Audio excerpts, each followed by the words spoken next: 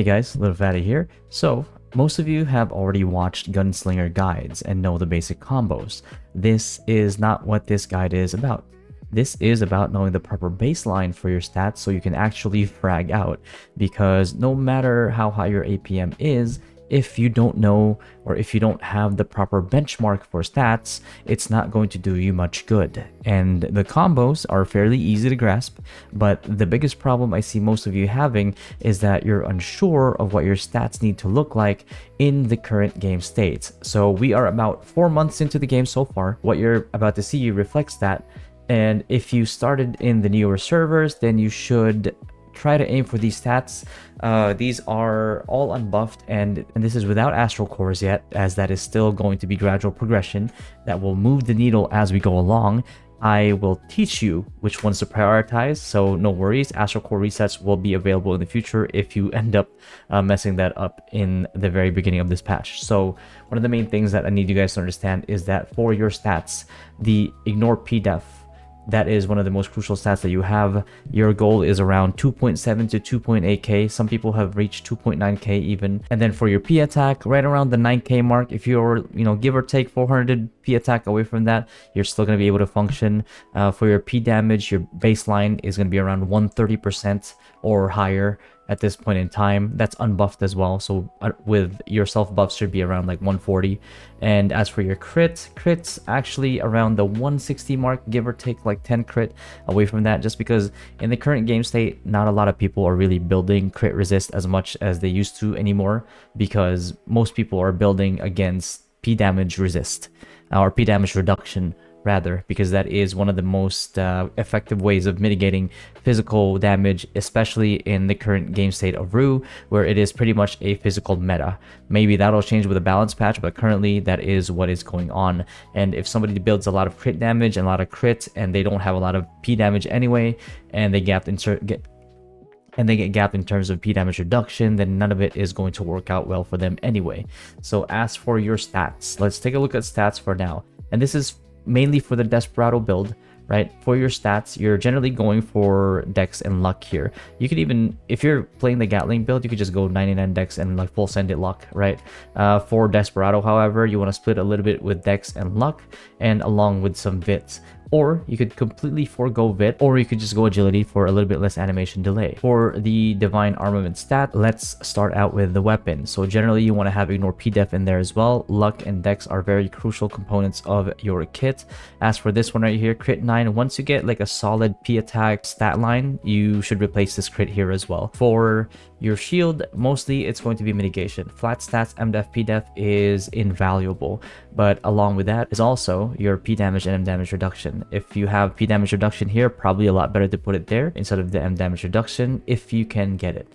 For the armor is going to be some more PvP damage reduction. And the reason why we put this here is because we kind of have to make up for the PvP damage reduction stats or PvP damage stats in general that we forego in order to achieve a higher amount of like P attack, for example.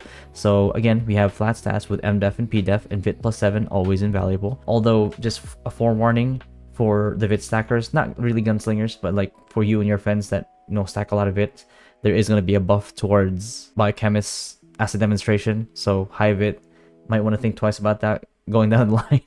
And this is what we have for Marthla right now. Again, the flat stats and the PvP damage stats as much as we can. And then the max HP is there for a little bit more survivability. That does get multiplied in the PvP modes. And for our boots, again, we have the percentage PDef, MDef here, wherever we can get it. And of course, the flat MDef and PDef stats as well, along with the P damage reduction, again, to help counter the current physical meta that we are encountering.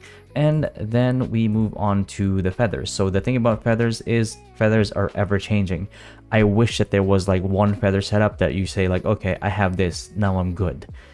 Unfortunately, that is not the case. Like in this case, for example, for the offensive stats here, I have all of these right here, and then along with the glory stats, again, Dex 7, really nice for a little bit more damage, but for most cases, we would tend to replace this glory tier with like justice, because again, a P-Def is a very, very crucial stat that we do need. And for our defensive feathers here, we have just this again for additional P-Def here, and we have Soul for the M-Def and P-Def, which is this one's going to be a bit more viable, especially in the next balance patch. And here we have our Mercy feather as well for a bit more P-Def and max HP. The other way that you can do this as well is just by either making this just as feather here or making it into soul feather, and then this right here is probably going to be like divine. You're gonna have divine here, and then your other lower tier yellow feathers here as well, right? And then just have light tier feathers here for a little bit more offense. That way you split less of your gold feathers into dark and light, and just have it be more towards the light one, so you can kind of increase the flats, because I believe at tier 20 this goes into like 66 or something, P attack, M attack, so that's going to be pretty huge, and it's going to be easier to reach that without splitting your feathers into light and dark, right?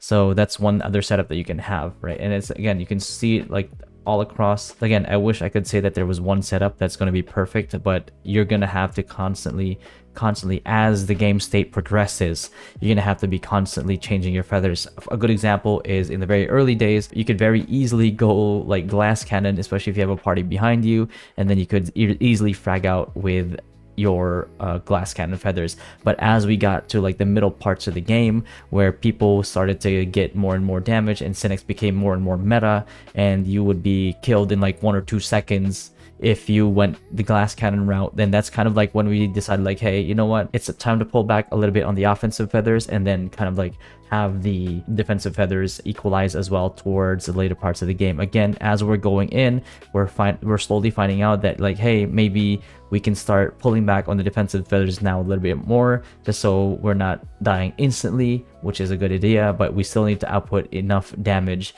as well so we can actually get kills on not only the DPS, obviously, which is the easier part, but also getting kills on the supports as well, especially in like DD modes, right? So that's the thing about feathers. Again, I will have a more detailed guide on the feathers, so you know fundamentally, kind of like a teach a man how to fish instead of giving him a fish type of deal, so that you can easily dictate what you want to do with your feathers. And as for the skills, I'll just put it up here. For skills, you can just go ahead and copy that. Okay, and that is the second job skills. And we have our transcendent job skills in here as well. And as for our manual settings, this is what we have. And for auto, we tend to not really rely a lot on auto. The reason why we don't want to do auto for the most part is because, like, yes, Desperado is the type of skill that you don't really need to target, right? Which is nice, but like if you go for like the razor kick, for example, especially with shotgun, or let's say another one is going to be slug shot, right? So these things are targeted. The problem with having things on auto is that regardless of if you only have buffs on your auto, it's still going to mess up your targeting.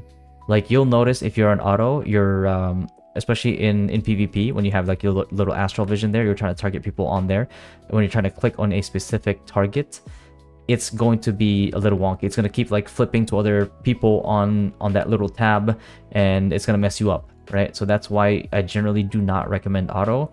As for your medals is pretty straightforward, right? You want to focus more on Medal of Heroism and Medal of Bravery. These are your main ones. If you are at the starting point of the game, maybe you want to get these to 40 and 40 first, and then get these two Charm and Tempest into 20, and then you can work on getting these two to 50, and then work on getting these two to around 30, and then get these two to 60, and then get these two 40, 40, and then eventually get these two to 60 as well, right? So that's it for your medals. And next up, we have our enchants. So let's take a look at our enchants here. Okay, from the top, as you can see, P attack 5. It's just straight up P attack, agility, and dex. Raw stats.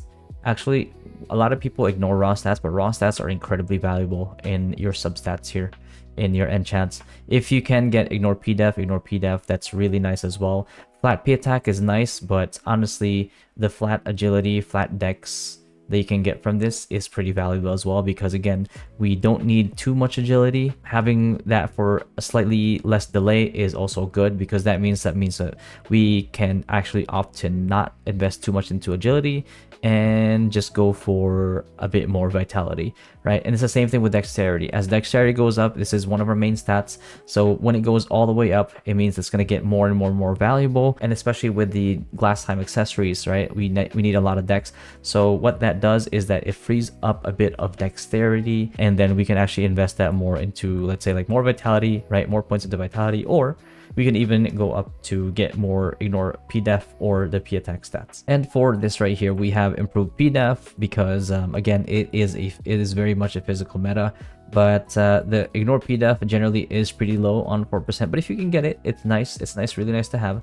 But again, one of the main things that people tend to ignore is that the flat stats with the vit and luck at lower enchant levels, this isn't really so high, but as you get further into the game and that becomes a lot more valuable, then the vit and luck stats are going to be pretty huge.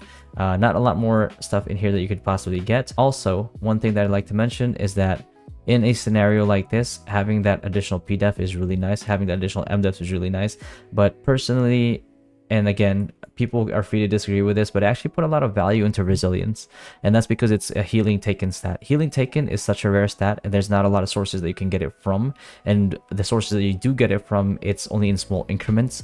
So I'm the type of person where I kind of like stacking this, especially if I know that my performer is also stacking healing done, and this is going to do a lot for you, especially in a scenario where it's PvP, right? Like, you notice you don't really quite sustain as well as you do in PvP as you do in PvE, just because it's of a higher like damage pool from others and a higher HP pool from you. So having that additional healing taken might be the difference between you surviving and not. And it's the same over here as well. The improved pdef is nice, but again, bit luck, really huge. And again, improved pdef or resilience, if you can get it, especially at higher levels, the higher that healing taken is, the better value it becomes. It's just such a huge difference. If you can multiply your performer's heal by like 50%, that's already insane.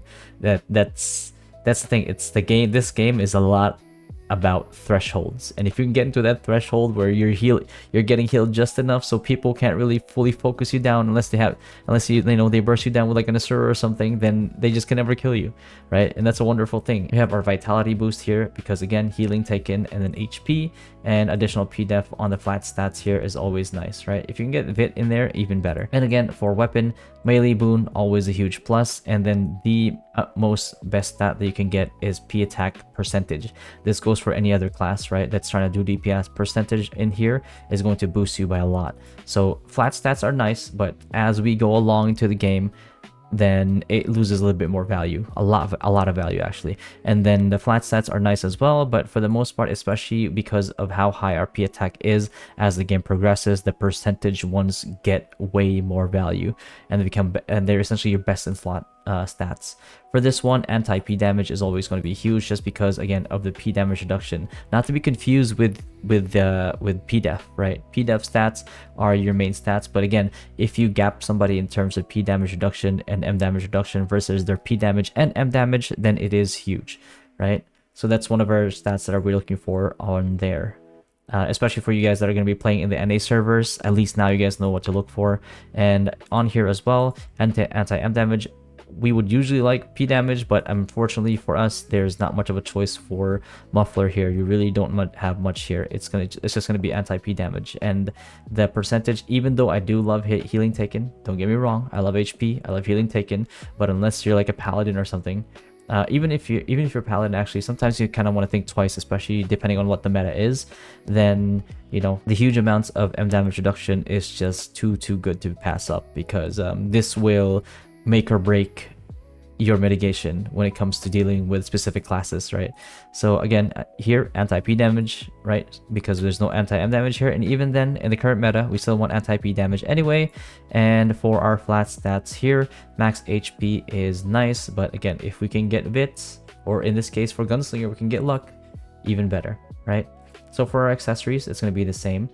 Superior crit is nice here, but we have P attack 5%, 5% as well. I do put a lot of value into superior crit here just because this is one of the stats that we currently have with perfect P attack stats, so it's huge. If I had to kind of choose here, I honestly would just go P damage, right? It might require some testing, so if you get some melee, if you get melee boon and you get like crits, I would kind of measured up against 2 people or 3 people that have varying amounts of P damage in the current game state that you're in, right? Again, teaching a man how to fish here is that you need to identify, depending on what you have, because not everybody's going to be as lucky or as, you know, unlucky, then you need to test it on varying P damage reductions from your guild members, right? And then look to see if crit or superior crit here gives you more value than melee boon would, right? Because depending on the game state, melee boon might be valuable. Like for example, a good example is paladins, right?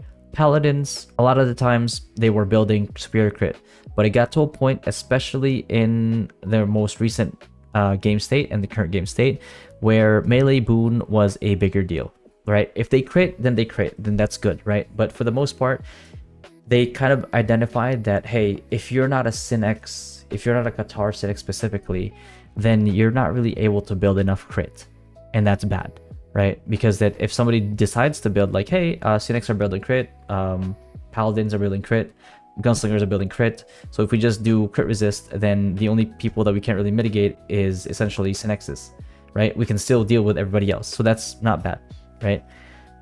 In this case, it kind of makes it so you're leaving it less the chance, and the fact that people are not building against crit anymore.